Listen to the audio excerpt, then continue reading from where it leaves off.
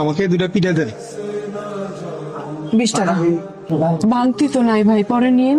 পরে দিয়ে ওমা, আল্লাহ, আমি আর পারতেছি না।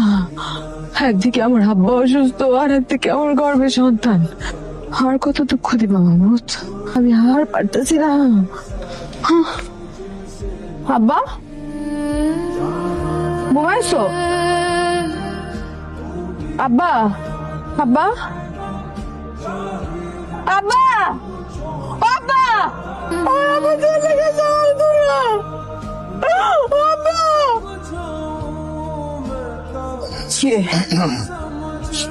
তোরা তোরা আমার বাড়িতে কি চাস? না চাই মানে তোরা সাহায্য করতে চাই।